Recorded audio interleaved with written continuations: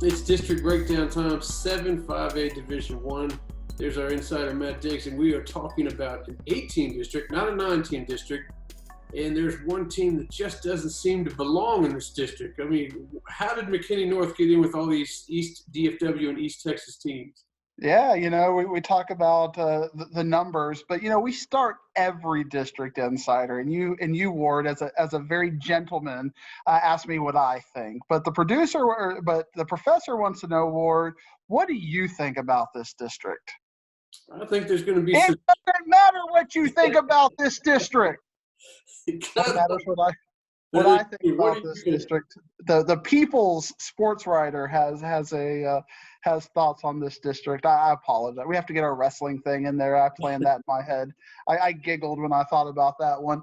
But you talk about McKinney North, and I'm excited about McKinney North. They got the district newcomer of the year from last year in this district coming back, and Colin Hitchcock. I think they're going to be very good this year. But again, very good in this district. I think they're going to be a playoff team, but I think they're going to have to fight because this district has such parity, and I'm other than the top. But McKinney North, McKinney North over the last couple of years, they've had this shootout mentality. They've had some games where they're winning 63-56.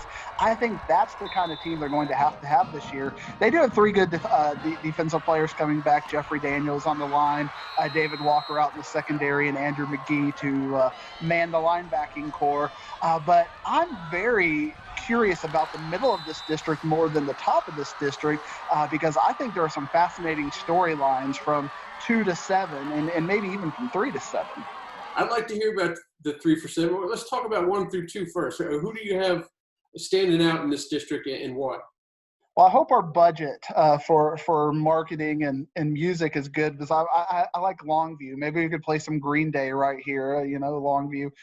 They're a popular song. But Longview was so young last year, and they got the amazing wide receiver, Jalen Hale, who gives you that Jackson Smith-Najigba vibes. And, he is that good. And, even if you're filming a Longview North Mesquite game out on Thursday at Mesquite Memorial, you're probably going to get 1 or 2 great highlights out of Jalen Hale.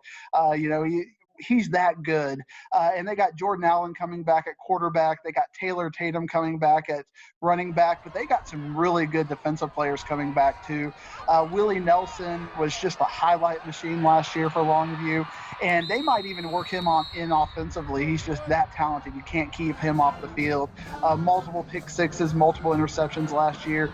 Big kids on the defensive line, Jeremiah Wrigley and Billy Smith.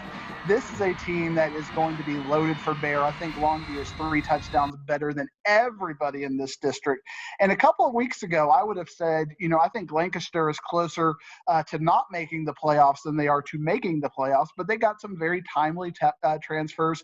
About the time we were taping our TAP series 6 weeks ago, we got the word that came down that the Lacey twins from Fort Worth Nolan transferred over to Lancaster. And sure enough, you go to 247sports.com, look them up. There they are, and Lancaster gear, looking, fully Tigers and ready to go. And I think that with the younger talent that they have makes Lancaster a solid number 2.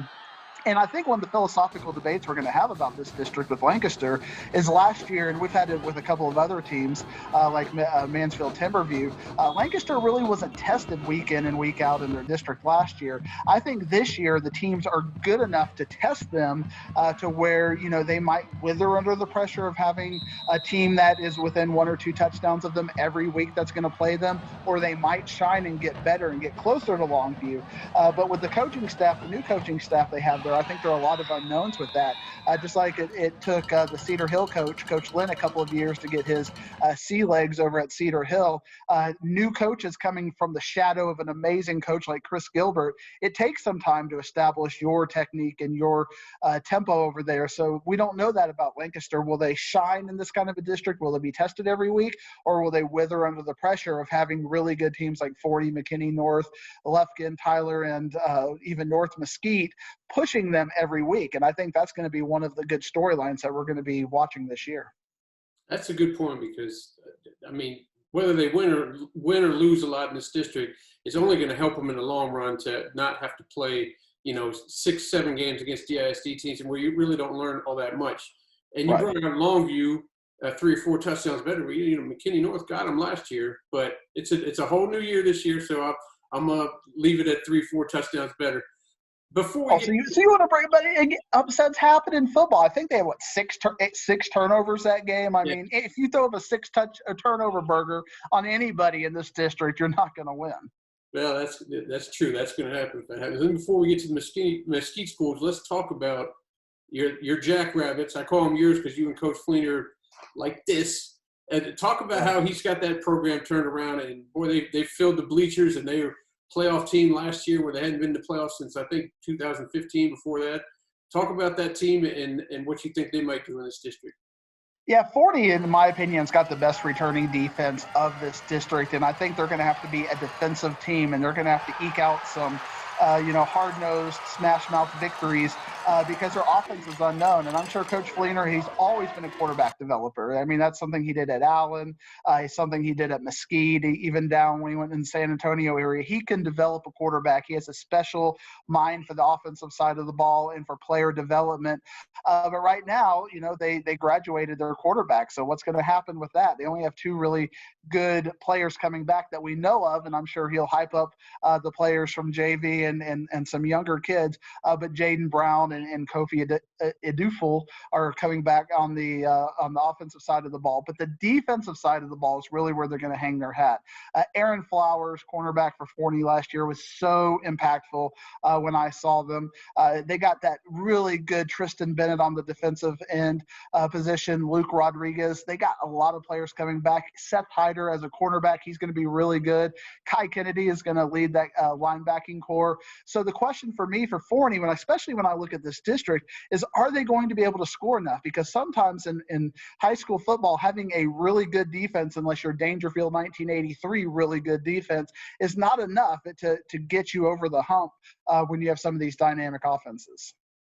That's true, and we got a couple Mesquite teams in this. North Mesquite's one of the few teams that, with all the growth going on in Texas, that actually went down. So they dropped down from 6A to 5A Division I, and you got West Mesquite in there. What do you think for those 2 teams? Yeah, you don't like North Mesquite, do you? Because they got a former Cowboys player at the head coach. We've made immediately. He accepts me. You accept immediately disqualifies that. But I was at a game at Mesquite last year, and Coach Cedar came up and introduced himself to me and introduced a son to me, Luke Cedar. And Luke Cedar was there studying the game, and I hadn't done a lot of research in the North Mesquite, and then I kind of check out how things were for him last year. Made all district last year. Then I looked at they have 2 really good receivers coming back, very young receivers. Got a running back coming back, 2 offensive linemen, and then I looked at most of their team were sophomores and juniors last year.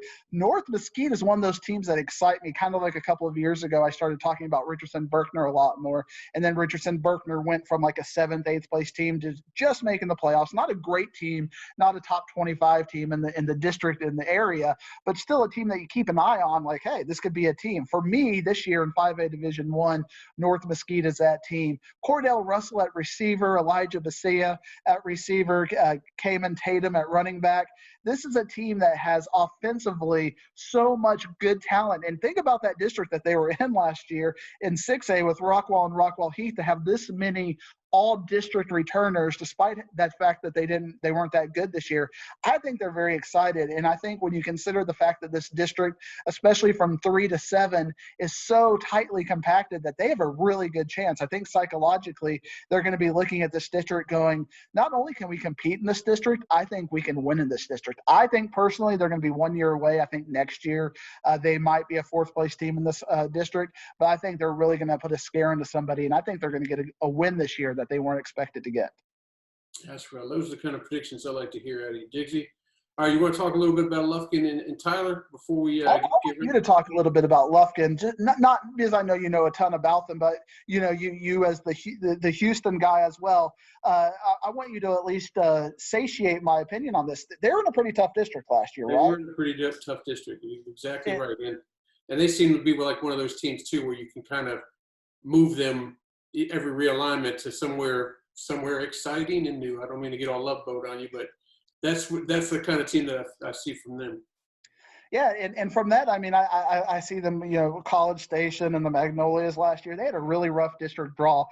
Doing some research on them, I think they're going to be better this year. And I think, and I hate to say this every time about my Dallas area districts, I think last year the district they were in was stronger than the district they're in this year, especially at the top of the district. So I think Lufkin is going to look at this. It's like they've been exercising at a high intensity for the last 2 years. Now all of a sudden they're coming to this district, even though it'll be challenging, no less. It's not as challenging as the district it was last year. So I think they're going to look at this with fresh eyes and a renewed sense of optimism.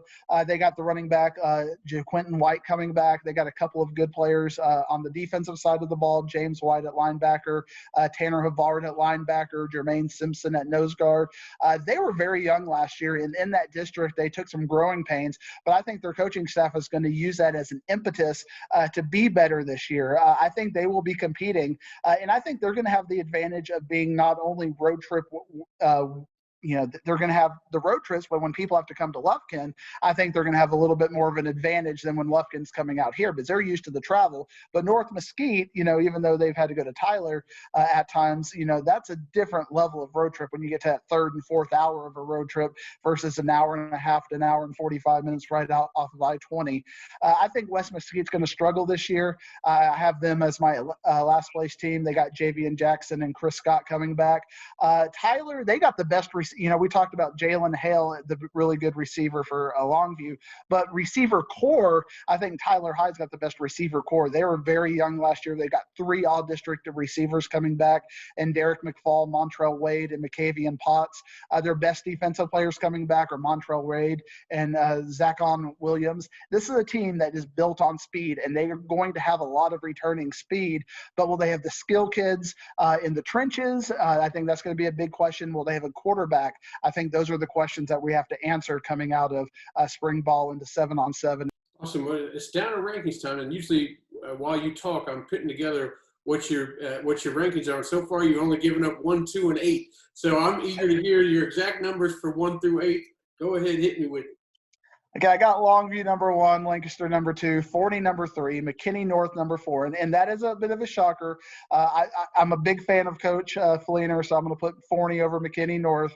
I've got Tyler High 5, Lufkin 6, North Mesquite 7, West Mesquite 8. But again, I think from 3 to 7, you could see all kinds of flipping in there. You might see one of those 3 and 4 kind of things where you got 4 teams all tied at 3 and 4 in those spots for the last playoff spot. So I think it's going to be very competitive. So if you hear me say North Mesquite 7, it doesn't mean I think you're that far out of the playoffs. And in me saying Forney 3, I don't think Forney is a guaranteed playoff team in this district at all. All right, thanks for joining me, Diggsy. We'll talk to you next week. See you down the road.